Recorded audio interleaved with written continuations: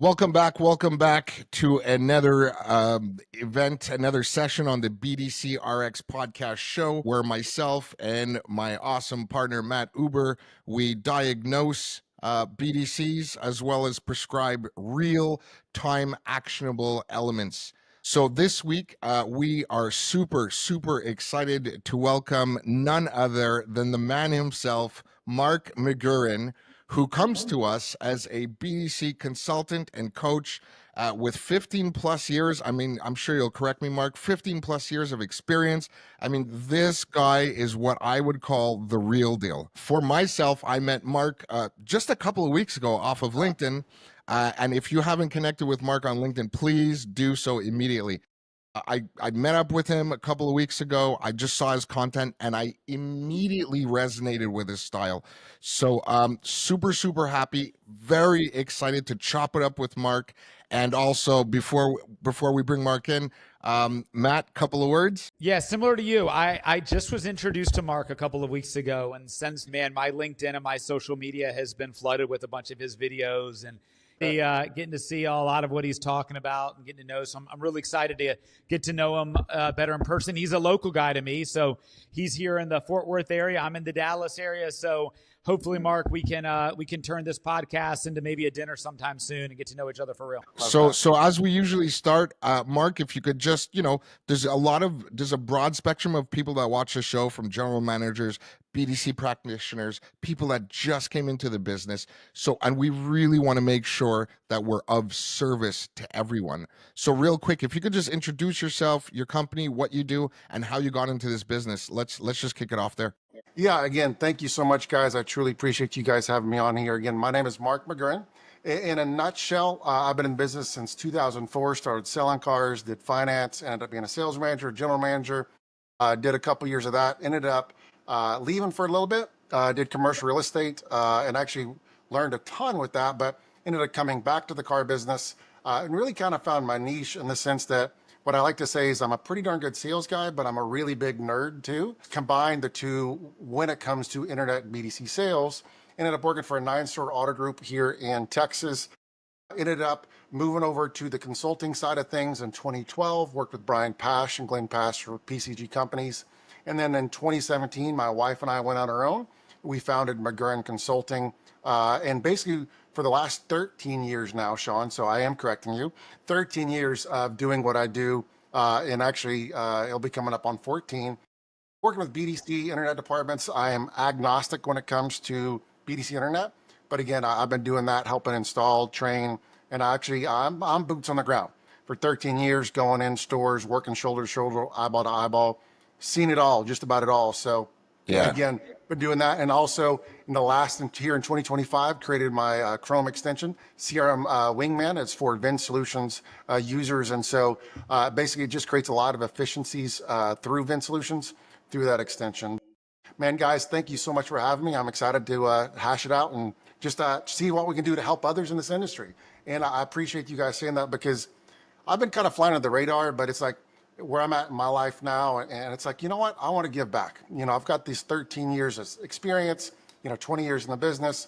What can I do to get some content out there just to help others? And when you guys reached out, I was like, man, perfect. I absolutely love this. And so I'm excited to share and see if I can share any nuggets to help folks along the way. Well, I'm sure you have a lot more than nuggets to share, because, ironically, we're in the same field, we're in the same space, coaching and consulting. I've spent the first 18 years under the rooftop here in Canada, building BDCs for some of Canada's largest dealer groups. During COVID, decided to take a chance on myself with 18 years experience. So it wasn't just like, hey, let me just try this out. It was just the time to do it. One of the elements, because I kind of like exploded onto the scene, blood, sweat, and tears, a lot of flights. I was bankrolling all this, remortgaged my house to make this thing work. I got lucky, it worked. But one of the most interesting things is that I was amazed that, as in my ascent, especially in the last 2 years, is that, outside of these players, there are so many more. But to your point, in the trenches, right? That don't necessarily want to be up front and center, that don't necessarily want, I don't want to say the pageantry of it because that's not what I'm into. It was a little bit more about notoriety because I'm on this side of the pond.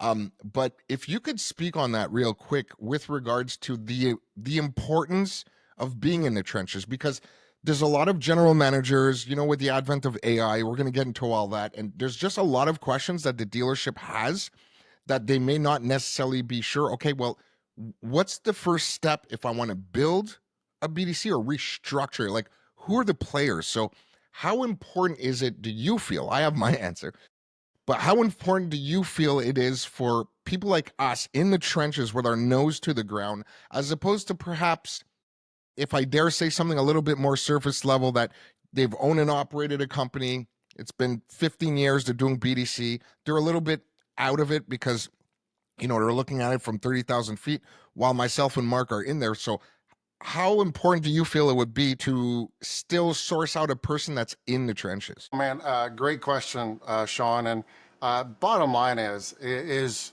not to take away from anyone else's experience in their approach and when they come out to their role and their how they train stores. And so some are remote, some are online, some just inspect. You know, and I've honestly, over the course of these 13 years, I tried that. I tried a remote where it's kind of a hybrid where I come on site once and then not there, you know, just kind of do coaching and checking.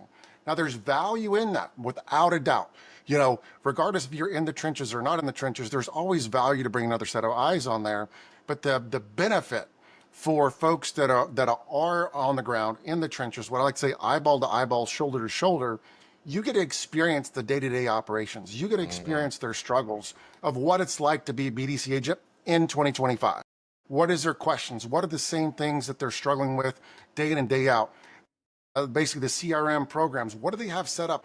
There's so much value in that just from an experiential standpoint. So as you learn and are in the trenches, you're now able to learn that and continue to apply that. I'm just like you, Shawn. I'm sure I'm always learning. I'm always growing. I want to hear what you have to say because you know what? Can I take something away and apply it to my clients themselves? Because end of the day is we just want to help folks. And if you got something that can help folks, man, by all means, I'm going to steal it, but I'll give you credit, right? But again, that's the thing is we're here to help.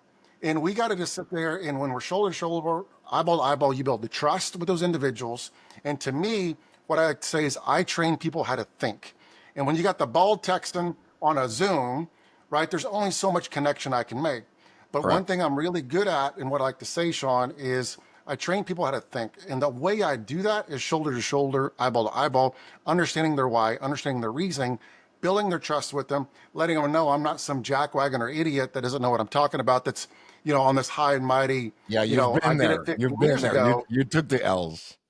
Yep. And so, and then you just sit there and man, that's the benefit of it. You know, I think that it is so beneficial. I mean, what are your thoughts?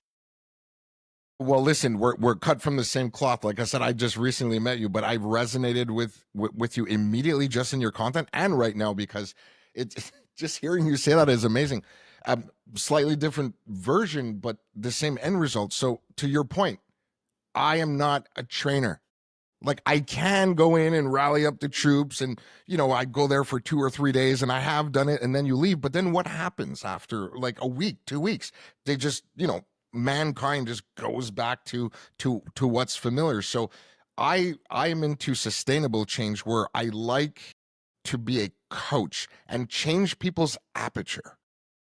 Whether it's a BDC agent or whether it's a BDC manager or anything in between, the idea for me is that they have to be in a constant state of transition, a constant state of creativity, a constant state of progression. And the only way to do that for me that I've seen after 23 years is to constantly disrupt their belief system based on data. So when aligning data with the objectives of either the BDC service or the BDC department, now this becomes a lot more than just tasks and campaigns. Like there is a definitive blueprint and there should be a definitive strategy to any BDC. Matt, what do you think? It's interesting to hear you guys talk about the value. And I know, Shawn, you are very much like Mark in that you want to be in the store, shoulder to shoulder, building that trust. And I think that it's interesting that that is where you guys find your strength, because in a lot of cases, I've found my strength in the other side of the business. So just so you know, Mark, and Shawn knows my backstory, but before I ever entered into the BDC side of the world, I was building and running sales organizations on the vendor side of automotive. And so one of my first kind of really big jumps in my career is over at Dealer On. When I started there back in 2018, I was an account executive, ran a territory in the state of Texas, eventually grew to become a regional manager, the top regional manager, and eventually grew to become the vice president of sales and ran the whole sales organization for Dealer On in my a little under 4 years of being there. One of the things that was so unique about Dealer On is that I didn't meet anybody at Dealer On for almost a year. I was hired remotely, I was trained remotely, and I performed remotely. And that gave us a massive advantage when we transitioned in the COVID period, where the whole sales organization that I built and ran was all virtual. And so I do also love the idea of being in person, but had to get really good at managing a team remotely. And it's kind of also adapted into what I do now in the BDC world, which is run a national outsourced BD solution. So whether you're in California, whether you're in Florida, whether you're in any other part of the world, we provide staffing to you without needing to even be in your store. I know how to train, manage, and hold my team accountable without being in a small office with them all day. Which is an awesome transition to the question, because Mark, we really want to pick your brain, because this show is all about you and our guests and a little bit less about us. When we set out to do this, Matt and I, it was awesome because the concept, first of all, has never been done. Thought, hey, let's team up together. Let's show people that we don't have to fight. I mean, I've sent Matt some people, and he's also done the same for me. So, but there are, listen, let's call a spade a spade. There are some differences. So I would love to, and not that one is better than the other, because I fundamentally believe that the BDC is not the goal. The BDC should be the vehicle that gets you to the goal. Now, whether that's an outsourced BDC, because that's just the ecosystem that the dealership responds to better, great. Whether that's an in-house BDC, because it's in-house BDC obviously requires a lot more management, a lot more hands-on, but some ecosystems are set up that way. So is one better than the other? Well, the numbers will speak for themselves at the end of it. But I would love to get, your distinction, or how you feel about, who should have an outsourced BDC, or who should consider it an in-house BDC, and basically what are the differences between the two? What have you seen? Yeah, and so great question, guys. When it comes to an in-house BDC to an outsourced BDC, I believe in the event, and I think you said the ecosystem. What I always say, it's what's best for the culture of the store. You heard me say I'm agnostic when it comes to an internet department or a BDC department. What I care about, I want something that works. Right. And I love the fact that, the BDC is not the goal. And I don't, if the video, if you probably picked up, I kind of got a little like, huh? Right. But I love the fact the way he said it's the vehicle, right, to get you to where that goal is. Correct. And so, and taking that one step further is, if the vehicle, whether that's in-house, BDC, internet department, hybrid, outsourced BDC, can get you there, right? That's the name of the game. Exactly. Right. What I always say is, I don't care what works. I just want it to work and help create more, talk to more people, get more connections, appointments, shows, and ultimately sold. But ultimately, this is what I would say. If someone said, Mark, in-house or, outsourced, what I'll say is this: in the event the culture of the store will work with the BDC or net department, to me, that is the best way for a dealership to do that. Now, the problem there is, where the caveat is that not every culture is the same. I'm sure you guys experience, is that many dealerships aren't CRM centric. They've tried this BDC thing before. They don't necessarily have the team or resources in place to execute and do that. And maybe it's location, maybe it's a cost perspective. You're in a major metro where, just to pay for that wages might not be out of whack. And so I think there's a place for an outsourced BDC. And I think, because end of the day is what I like about BDCs versus internet departments, or where there's cradle to grave, where the guys or gals are selling cars, is the fact they're designed to make connection with the consumer, follow up that process. And what I like to say is, they're more farming mentality. They're okay with that long-term follow-up. They're okay with that, making that call down the road, versus a sales guy or gal might go, well, they might be more hesitant to make that call. Where a BDC agent is designed to make that call, they've been trained to make that call, and it's no problem. It's so, I prefer BDC over internet departments. But with that said, in-house, in my personal opinion, is best because, again, shoulder to shoulder, eyeball to eyeball, we're talking with managers, all that fun stuff. But then when it comes to an outsource, there's a place. I got a store I'm working with right now. They're in a smaller town in Iowa. They struggle to find good people. And that's potentially a great fit for them because not only would it be less expensive, but it's a plug and play kind of thing, you know, and at that point is getting and finding those folks like yourself, Matt, that you can align with you, that are going to execute the way you want to execute, and not just be cookie cutter, but find a solution that actually works for that store. And ultimately, how can you make it work? Yeah, and we got to give Matt the floor on this because he's representing a lot of outsourced. So, Matt, let's go. Stand up for your people. What's going on? Let's hear it, Matt. I tell you, I fully agree with you guys. I think that from a store-to-store basis, I think that if a store can afford an in-store BDC and an effectively built BDC in-store, it's always going to be better than any outsourced BDC. And for me, that's why I never feel like I'm in competition with, you know, you guys that are doing the consulting of the in-store, because there's over 18,000 dealerships in the country. We're just focusing on franchise, right? And so for me, I think that obviously a really well-run outsource is better than a poorly run in-house. But if you look at a well-run in-house and a well-run outsource, there to me is undeniably that it's better to have a well-run in-house because there's more skin in the game. There's a better person-to-person connection in the store. You get to know the general manager daily. You get to have lunch with them. You get to know the personalities of the people in the store and the feel of the community. And as an outsourced BDC, you very likely will never have that connection to the community and connection to the store that you would being in-house.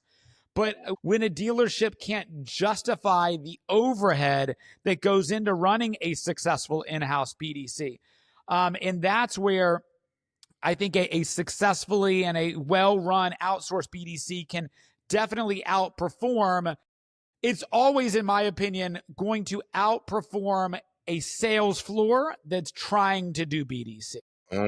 Because that dual-mindedness is almost never going to be better than a single focus. And that's where we would determine whether you should go in-house, maintain in-house, go outsource. And even because you go outsource doesn't mean you have to go everything outsource. I would say some of the stores we do best are when we supplement the internet department, when we supplement a strong BDC manager, and we are doing the things that the store, BDC, floor, internet department don't want to do, aren't willing to do, and just aren't going to do. And I think that's kind of where we fit in there's not a one way to do it. There's a way you mix it in. Mark, what are your thoughts on that? No, and I love that too, the single-mindedness and dual-mindedness. And here's a perfect example. That store in Iowa, right? They ended up finding, they had 2 locations. One of them, a BDC agent left. And what they ended up doing is finding a younger guy right out of college, well-educated, good-looking kid. They're like, you know what, we're going to have a dual role where it'll be BDC, because it's not huge. It's a manageable lead count that he can handle. But again, what was funny is I was just there last week, and we started looking through his data and his KPIs, and it was one of the worst performing months he's had as a BDC agent. You know, and I was talking to the GM about it before I even spoke with him, and I said, this is my gut. Is that he's now 4 months in, is that he's selling cars too. My gut is that he moved from a BDC mentality to a sales mentality. And so I said, that's my gut. And because his appointment ratio literally tanked. And I'm like, what in the world? So I started doing some more digging. We start looking at his follow-up. We start looking at his, listen to his phone calls. Customers, there was one customer that said, hey, what do you think my trade's worth? He immediately said, send me pictures. Right? Another one, customer just mentioned trade. And he goes, okay, great. We can work this over the phone. Like, he just went to selling the car. And so versus offering up to see if there's any way we can help them, number one, over the phone.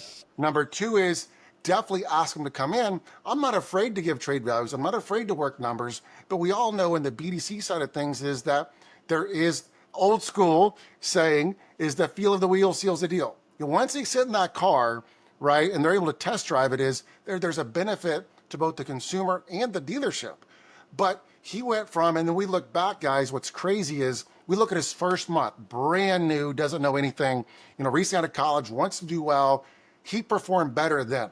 Why do you think that was, Shawn? Why did he perform better his first month, not knowing anything? What would you say, Shawn? First of all, no bad habits. Secondly, hyper focus. Thirdly, buying a vehicle is an emotional experience.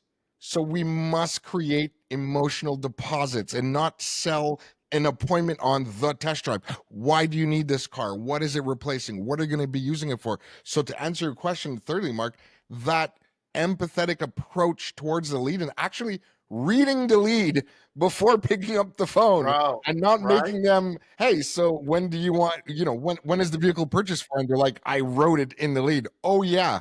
Right. So active listening and just being present. So when all of these elements are combined and it's not just about, a test drive and I want my $20 extra for the show appointment or pay pan blaze. Anyway, we could get into that, but I fundamentally believe that when it's about the person and not just about moving metal, everything changes. In week 1 of you on the phones, week 3 on you on the phones, you're going to get an appointment, regardless if it's nerves or if it's energy from your passion.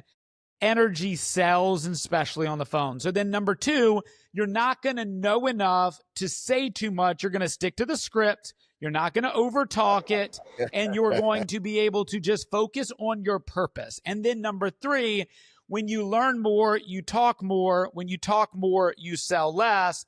And what I would say as well is that what I have every conversation with every rep is we will revisit this scenario 3 to 4 weeks in, and your energy will have dropped. You will have learned more, so now you're talking more. You will have gotten away from the script, and we'll then need to bring you back in to focus on keeping the pitch simple. Focus on high level of energy is going to be the most important thing, and focus on not selling the car. And so for me, I always talk about that. Change the setting to change your outfit, and with the new outfit gives you a new purpose.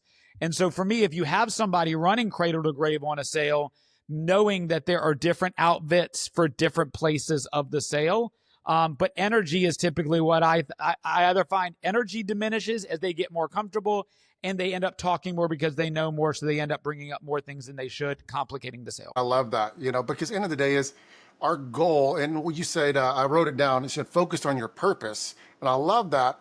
The word I like to use in this last 12 months is, as you go through it's being intentional, right? And I think that's the same kind of process is you're intentional with that process. Because what happens is, like that first 30 days, man, you're just doing it, because you're excited. Like you said, the energy's up.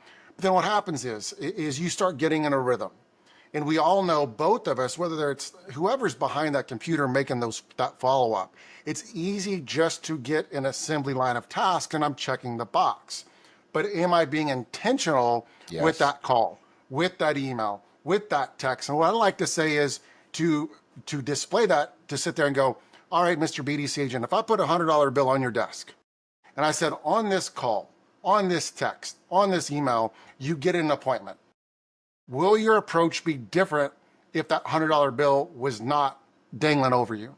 And if it is, that shows you that's the type of effort, intentionality you have to have when you're approaching these follow-ups, because the follow-ups won't sell you the car. These calls, texts, and emails are designed to create connection. It's about being that relevant and having that conversation, Shawn. And I love that you have that empathy approach. What I like to say is have a conversation, not a transaction. And so many times as we go, hey, when do you want to come in? When do you want to come in? When do you want to come in? Right? Versus that's 100% transactional. Correct. Come on in because we want to sell you a car versus how can I help, Mr. Customer? Yeah. What are you looking for?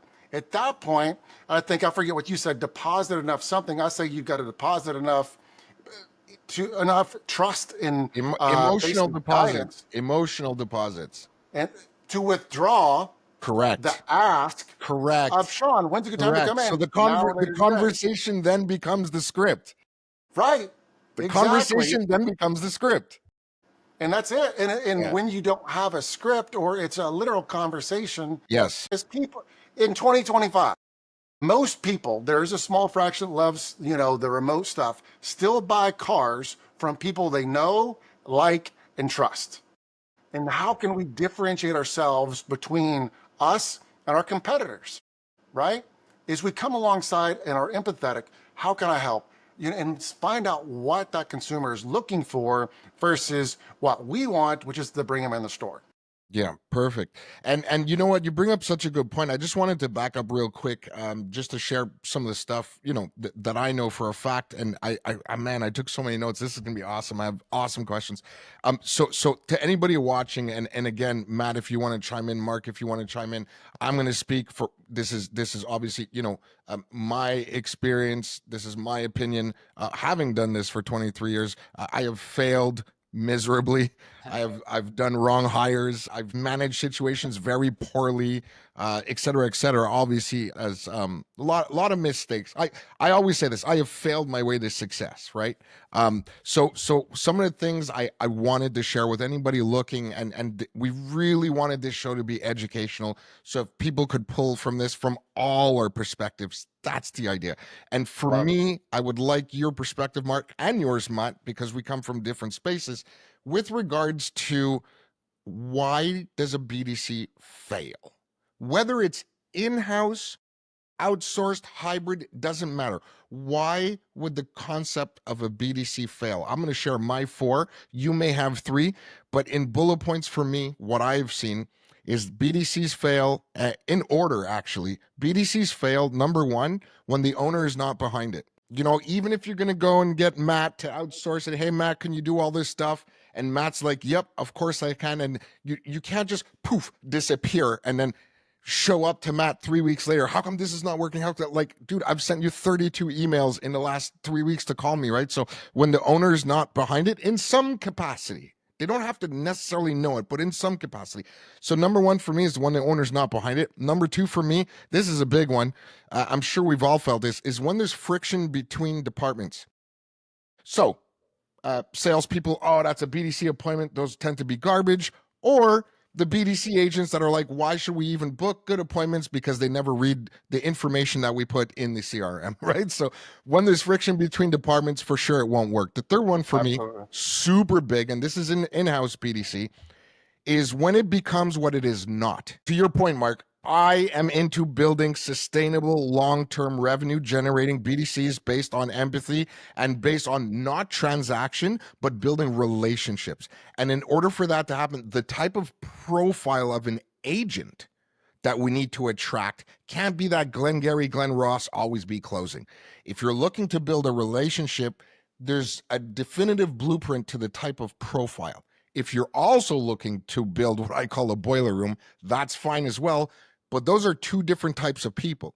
So in my experience, to share a quick story, is I had a BDC. It was one of the largest Mercedes-Benz volume stores in the country. I had about 17 agents. We're all hammering away. And, knee-jerk reaction. The last week of the month, they were behind their numbers on the sales floor. And the sales manager comes in and he just gives me like this Excel list of like 2,000 names. And all of a sudden, call all of them. Just get them in. The famous words, just get them Hair in. on fire. Come on. Yeah, We and need I was more just people. like, I can do that for you, but these people here right now are not those people. It's not telemarketing. Like, I'll give them the list, but don't expect like 70, like we need different people for that. But the role, when it becomes what it is not. And then the last one for me, obviously, we got to take it on the chin when a BDC is poorly managed, bad BDC manager, or you took, the number 1 salesperson on the floor, you made them a BDC manager. Now all of a sudden everything goes to hell, or vice versa. So I'd love to get your input on that, Mark, and then Matt after that, if you have any, that'd be awesome. Absolutely, Shawn. And so as we talk about why do BDCs fail, I'm going to take your caveat number 1 is what I tell folks when I'm talking to dealers that are thinking about hiring me is basically said the only time with what I do does not work is when the decision maker is not involved. And so therefore, and I know you mean the same thing, but if that owner is an active owner right? That's the decision maker. If he is, less involved, but that general manager is that front facing person, is that they need to be involved. And every now and then there's that GSM that they empower well enough that it's kind of autonomous, right? To where he has the authority over that and he's not kind of superseded by the GM, or the GM's not thwarting him, and there's not that friction.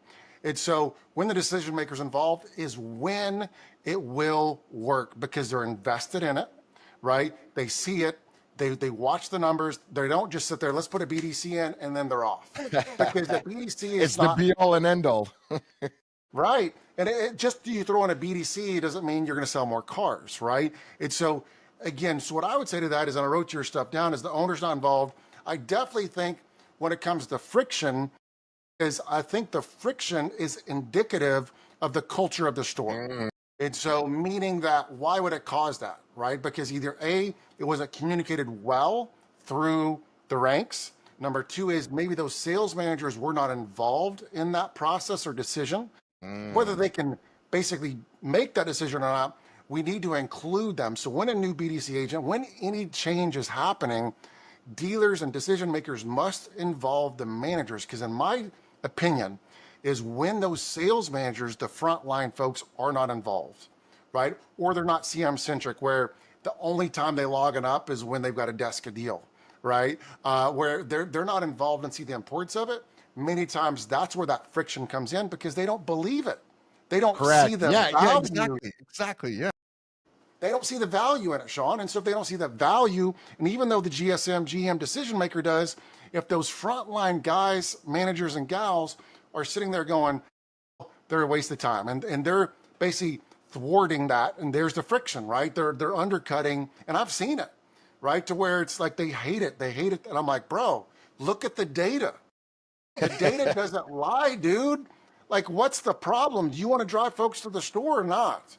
Because here's what you were doing. Here's what the BDC is doing, right? Which one's working better? So shut up and let this team drive folks to your store. Period.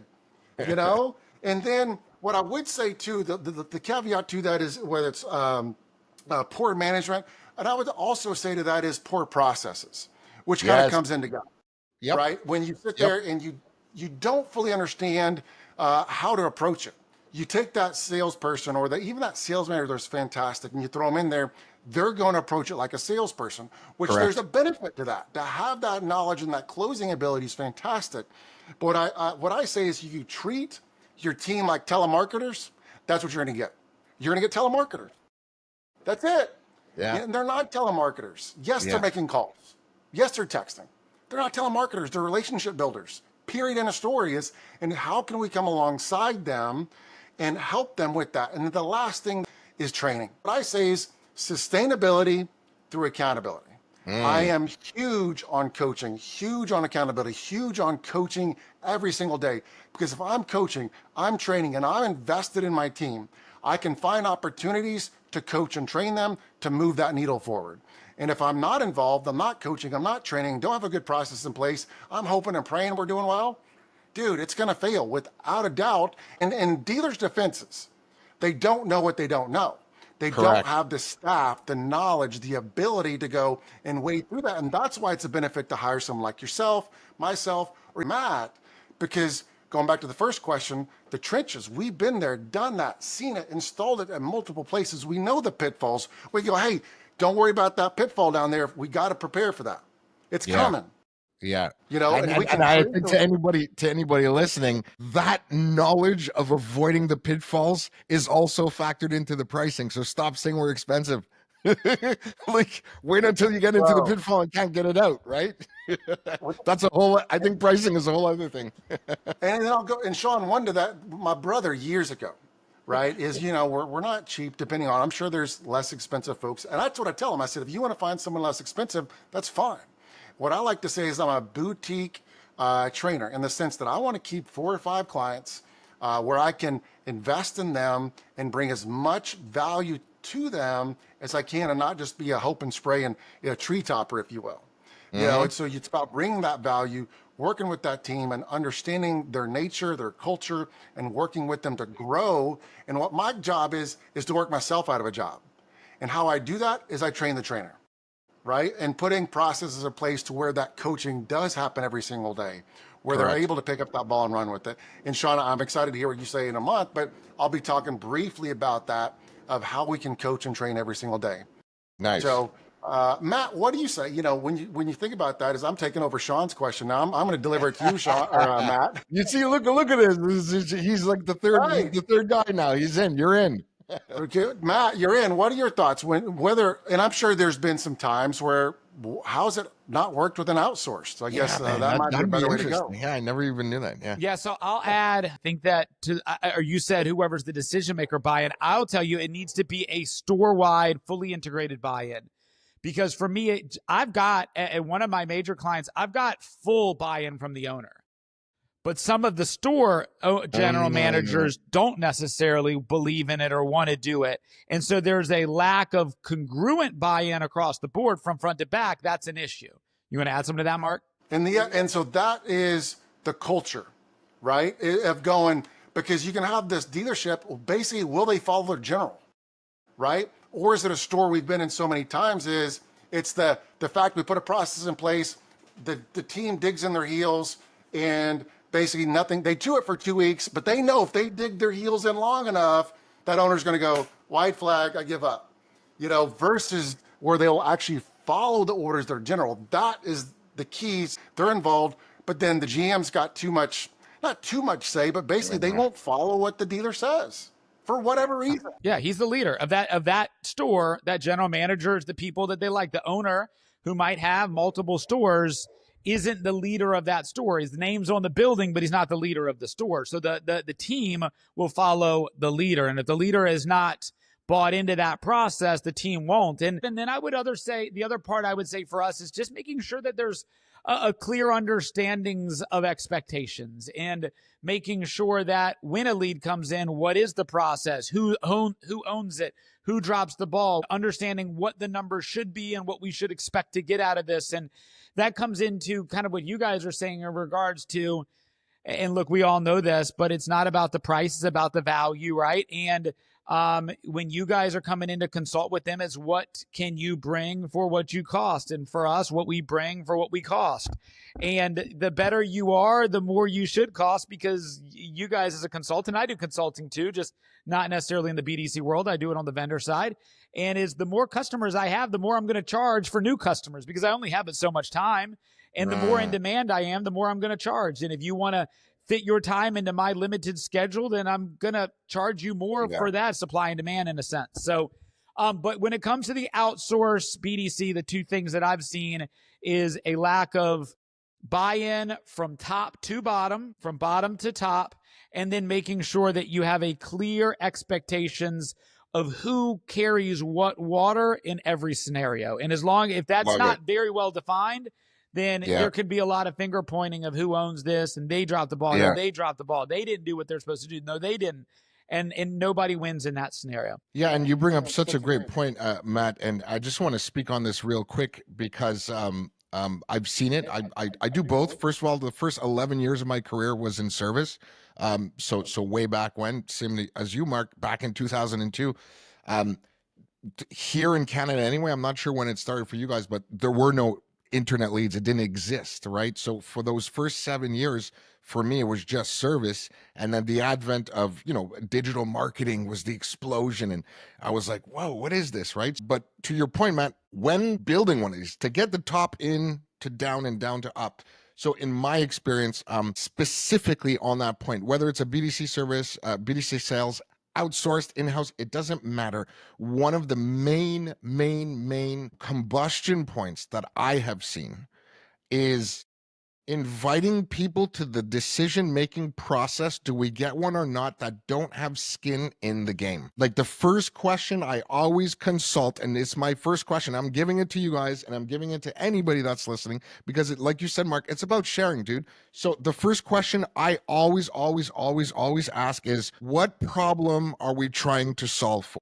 Like, what is this call about? And it doesn't matter what it is because it's about the customer, it's not us, but what problem are we trying to solve for? So if it's, I don't know, my salespeople, and we get real surgical, we're not making enough appointments. Okay, so it's an appointment problem, not a sales problem, right? So if it's your salespeople shouldn't be involved in the conversation if it's an appointment-based problem. If it's a sales-based question, then let's invite some of your top salespeople or people. Basically, what I'm saying is invite the people at the table that have skin in the game and not just opinions. Because to your point, Matt, there will always be what I refer to as a tension of change. Like, oh, well, what are we going to do now that we're outsourcing this? Well, you weren't doing it in the first place. That's why we had to outsource it. Yeah. That's right. Now all of a sudden you have an opinion, right? So that's what I call a tension of change. So and it will always be there. So in order to avoid that, inviting people to the table that have skin in the game, something to lose if we do this or if we don't do this, you'll get way better conversations. What do you think, Mark? No, and I think that's very true. Is what problem are we trying to solve? And going back to that it's what I like to say is friction in life and in the dealership, right? Is about expectations and unmet expectations. Is the salesperson, the sales managers, whoever the case is, expects something, right? But those expectations haven't been communicated, right? So they assume certain things. The BDC or outsourced BDC does not meet their expectations because those expectations were not defined clearly. And that's where that friction can come into place. And so I think you wrote down it's what problem are we truly trying to solve? And then if they're involved in that process, communicating, and again, clearly you want them involved, but obviously you take their in consideration, let them be a part of that. Yeah. And then they're more apt or more probable to fight less or more embrace it, I should say.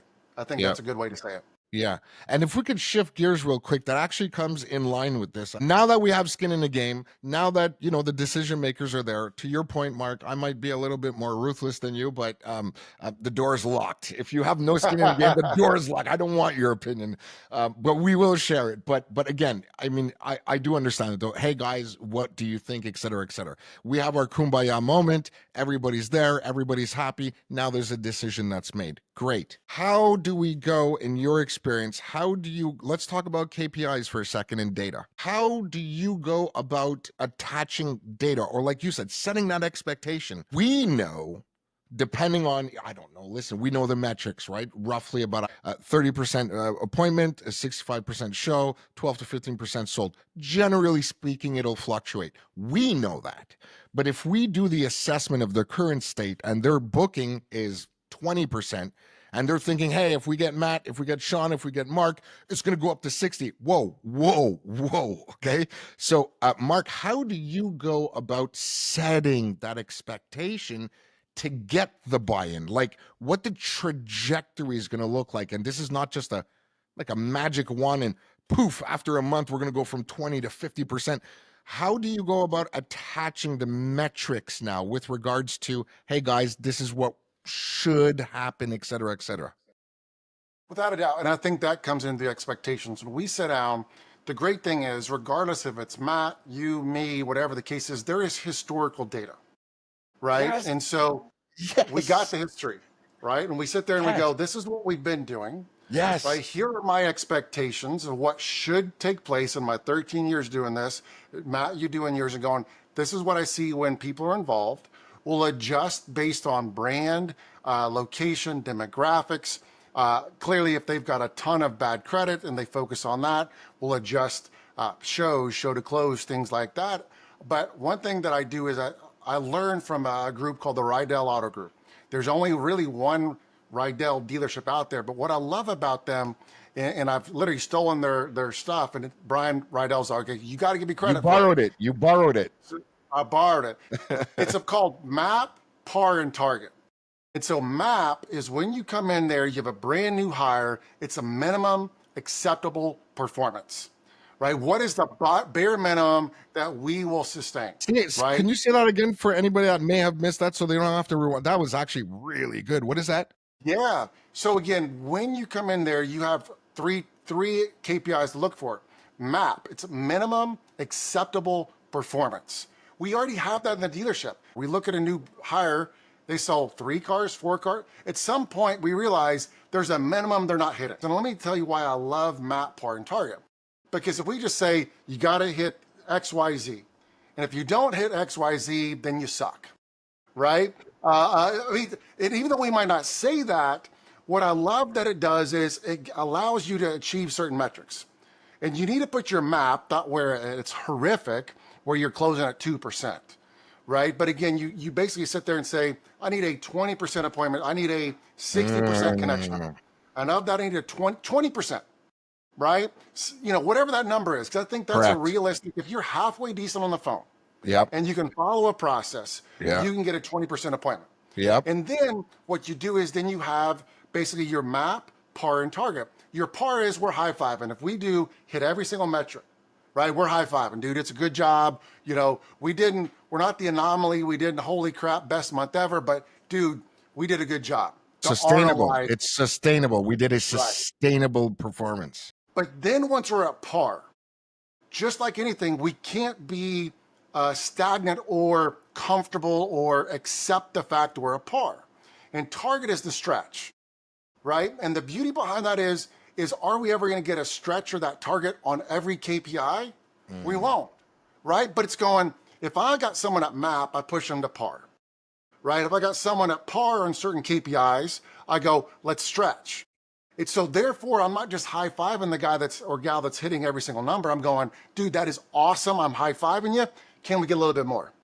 And then we got that goal that they can chase. They're not at their destination, right? It's like we're going to push them a little bit because we know, and I'm not making it so unattainable they can't get it, but it is very attainable. And then there's the high fives. There's the celebrations. That's when you sit there and go, bro, fantastic. You know, and there's KPIs to push them along the way.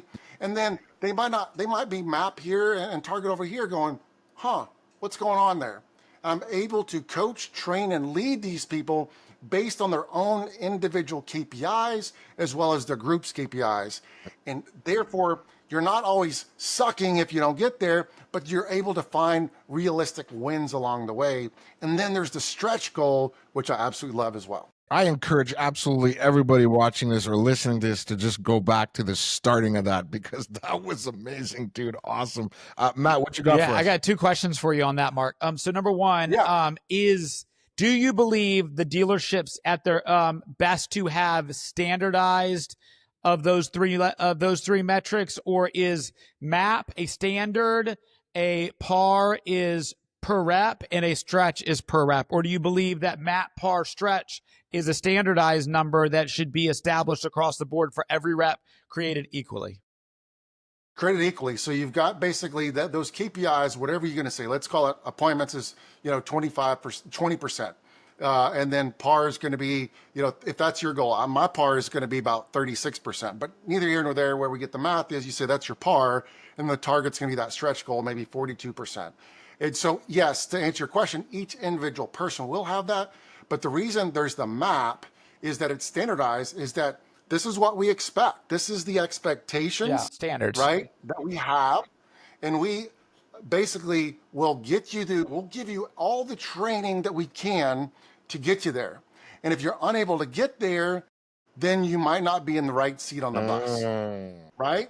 Because that's it, because that's our standard. Yes. Why do we allow? Why do we deviate? Why deviate? Right. In the car business, we are notorious, right? What I say is we are quick to hire, slow to fire, because we invest in these people. We want them to work, or we need a warm body. So that we allow metrics and allow underperformance to sustain itself and be a part of our culture. Guess what? That will create another culture if you allow that mediocrity to continue. Yes. Because you're creating that culture. Let me ask you the second part of that, because it is interesting that there is a way that you can set a standard to say, here's our floor. But the question I always like to think of is, how do I raise the ceiling? And how do I make that standard be where it is? And I could tell you multiple examples of where I did that, even inside of my own outsourced BDC. When I first started, reps thought it was incomprehensible for them to set 3 appointments within a day, within a shift. And I set a goal and a bonus structure that said, if you do 5 in a day, you get a financial bonus, and 10 in a day, you get another financial bonus. And they all looked at me like, well, that's crazy. It's something that can never happen. But it's that whole concept of the 4-minute mile. And I don't know if you guys have ever understand the concept of 4-minute mile, but I'll give you a quick breakdown on that. Is there was years and years and years that went by where the fastest runners in the world tried to break under 5 minutes in regards to running a mile. And every year, nobody could accomplish. And it became a belief system that it was physically impossible to do that. But one day, one guy came across and he did break it. And within the next month, over 40 people broke 5-minute mile because the belief system was broken of what is possible and what is capable. So when I look at it, I always look at, yes, how can we first raise the floor to make sure that we have a standard of what is better than what we need to do? But then how can we then set a new floor? And for me and my organization, the mechanism I always pull is the carrot of growth. And I've always believed in hiring entry level, lack of experience, and then giving an immense amount of opportunity to growth. What advice would you give the general manager to create that carrot-based incentive for a BDC rep to say, where do you go? And for me, if I'm looking at my different goals, those 3 different metrics that you looked at, how do I get them to maximize and even raise the ceiling even more? For me, it's always been by upward mobility, moving into that manager level role, moving into that developed level, moving into the floor, moving into whatever they might want to do above and beyond that entry level. So Mark, what are your thoughts on that? And what advice would you give a store, whether they're using you, using us, or not using any of us, but how to create that incentive-based structure for their dealership? I think what you can do, and I love that, it's basically what you're doing is you're positioning yourself of a career inside the business. How can we paint a picture of creating career in the car business and not just a job? The general manager needs to think through that process. Is if I want to create a culture and build a culture around me that's going to be growing, sustaining, we've got to create those opportunities for different individuals. And you've got to paint that picture for them. So when they get hired is you need to let them know there's opportunity. You know, and then general managers or owners of the stores that are watching this, and you have a multi-rooftop stores, you have gold opportunity. Because if you're a single point store, there is only certain management positions available for that growth. But when you got multi-stores and you're able to sit there and you can go here, go here, go here, there's so much opportunity. The kicker there is to ensure that you, recognize that talent, right? And you're able to find those folks that can do what you want to do, that you see the growth. What is the highest and best use of their time? And if I find this agent that goes, you know what? Even though they're a rock star here, the highest and best use of their time based on their skill set by their growth could be a salesperson, right? Could be finance, could be another role in the dealership.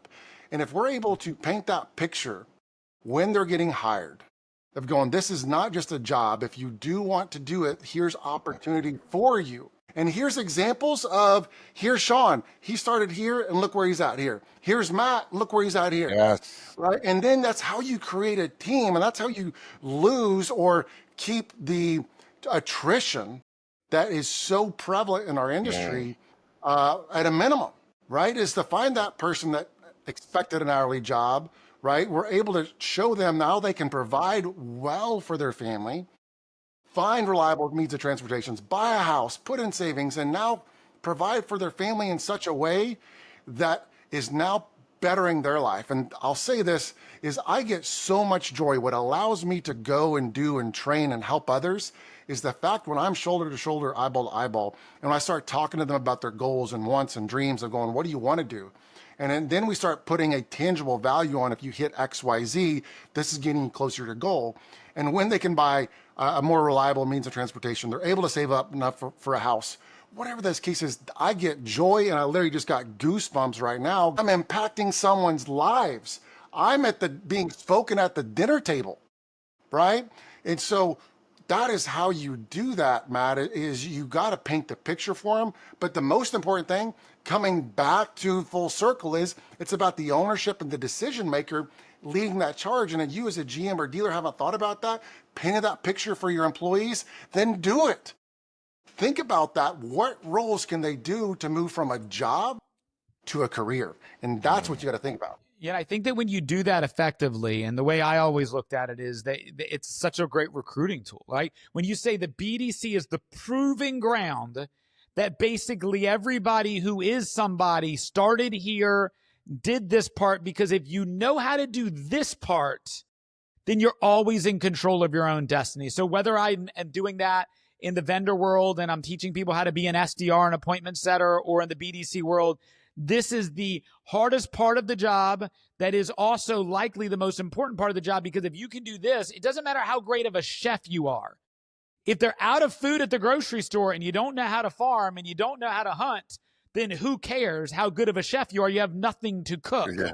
But if you know how to hunt, farm, you don't ever have to depend on the grocery store or the other people in the BDC, because you know how to go get the ingredients yourself to make this great meal. And so that for me, that's been such a great recruiting tool. When you say the BDC is the proving ground, or the SDR is the proving ground for every other thing you want to do inside of the dealership, that's kind of how I would probably advise a general manager to do it. But Shawn, what would say you on that?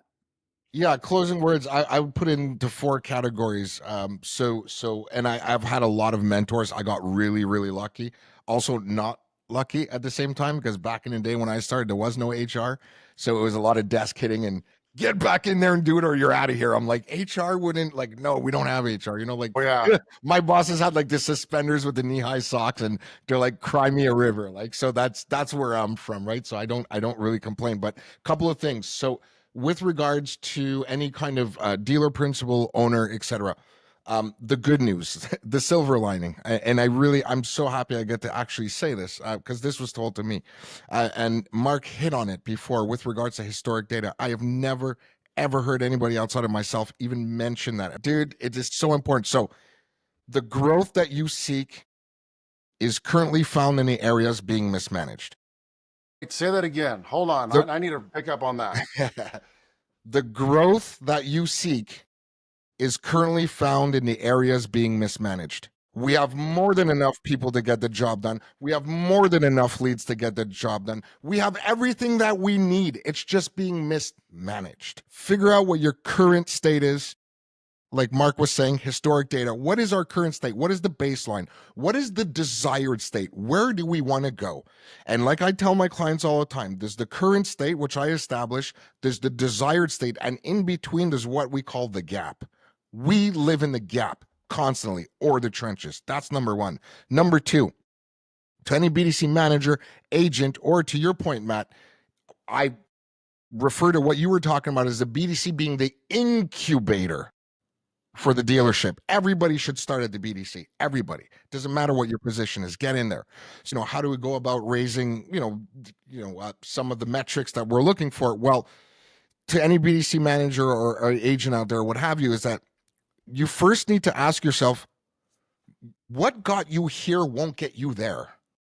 So if you were at 15% and we're now at 20%, great. You worked really hard. Now that new baseline is 20%. Well, hey, guess what? To go from 20 to 25, you need a new set of behaviors. Absolutely. Maybe you need to come in early. Maybe you need to get phone skills need to be better. Polish up on your rebuttal. So basically, in order to change behavior, to me, what I tell people I'm coaching is that the success that you're looking for is on the other side of the stuff you don't want to do. That's how you develop new behaviors. The third thing that I would tell is performance-based pay plans. BDC agents will work their pay plan. So if you make your pay plan based on what I call an atomic number, hey, I don't know, I'll give you $20 for every appointment in a set and then another 10 if they show. Great. That's exactly what you're going to get. However, the last that I heard, and for the last 23 years, we have metrics. There's a percentage of appointments we're looking for, not a number. There's a percentage of show that we're looking for, not a number. And there's a percentage of close that we're looking for, not a number. So why do we not have percentage-based pay plans? Just saying. And that's about it. I'm going to land my plane right there. I was really, really excited. And Mark, do you want to close us out? Is there anything you want to tell us with regards to your consulting business or how CRM Wingman works? Yeah, so I'm actually want to, before I do that, I appreciate that, is that as we think through that, one thing I like to do I still believe in the dollar amount like you're talking about, but with a caveat, Shawn, I think you're going to like, is you create a 3-tier system, right? Is you start everyone on the middle. Let's say we do put a new payment in place. I want to make sure I do take care of my rock stars. It's what happens is those dollar amounts, those carrots increase based on certain KPIs. And what you have to do is sustain certain KPIs for 60 or 90 days.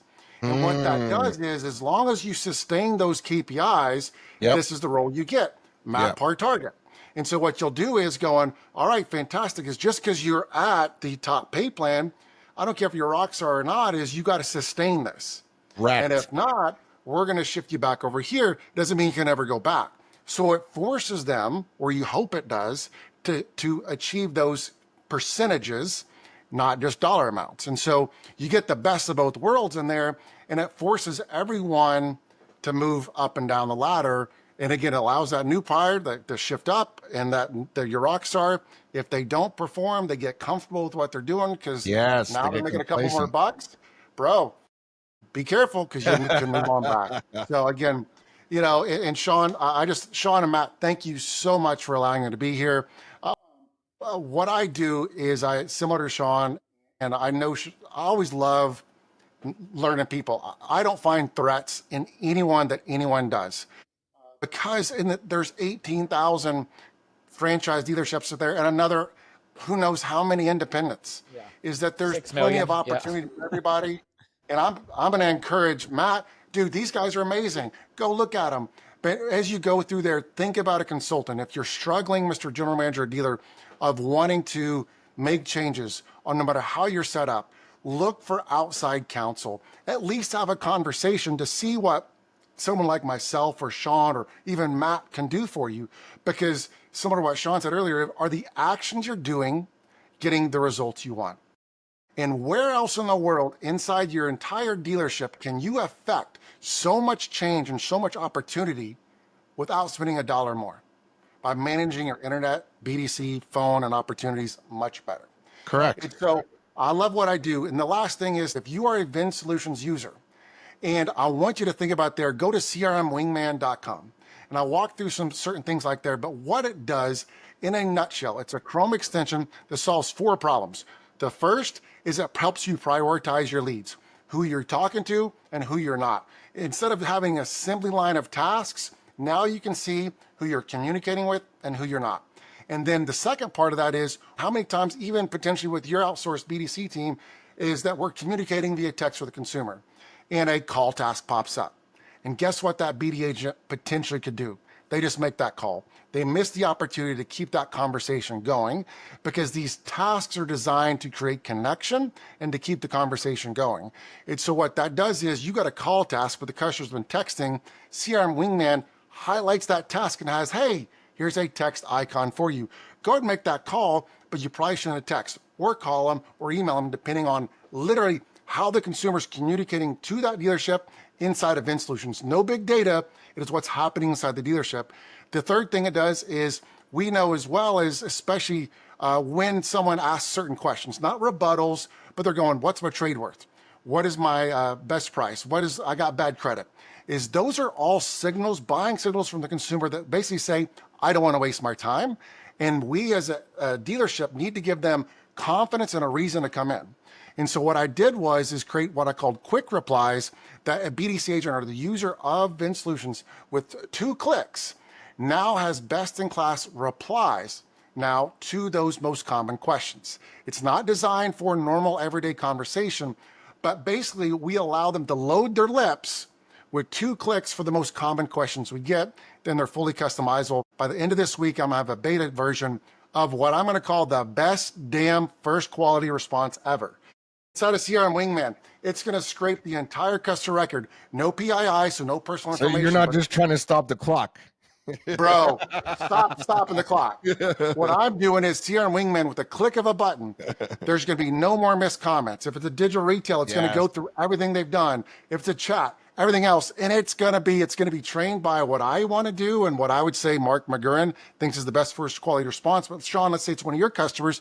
You go, this is what I expect. you can train CRM Wingman and based on what that dealership and expertise that they want. And then now, literally with a click of a button, you'll never miss their mystery shop. You'll never miss a comment. And the beauty part about this is, Shawn, it is $2.99 a month to month. Click of a button to cancel. It's a no-brainer. So this is like guys, an infomercial. We're gonna play this out. We're gonna play this at 1 a.m. on all the. You gave me a softball, awesome. Dude. I'm like, oh. Matt. Of course, that's what it's about. Matt, close this out, my man. You're on mute, bud. You're on mute. Probably help if I was off mute, right? So, Mark, I appreciate you jumping on and helping us out once again today, man. I love to get to know you in this hour, and I look forward to getting to know you much more. I know that we're going to get a chance to see each other here in New Jersey, in July. So in about a month from now, a little less than that. So I get a chance to meet you there, and hopefully we can continue to grow that relationship over time. Mark, thank you for giving us the time. Shawn, thank you for your insights as always. And for everybody watching, like, share, comment, leave a message. Let's start the conversation. Anybody that you think would be good to come on this show, feel free to reach out to us anytime. We want to have more engaging conversations like this around how we can help the dealership community and especially the BDC community. So until the next time, appreciate you guys. Thank you. Take care, man. Thank you, Mark. Thank you.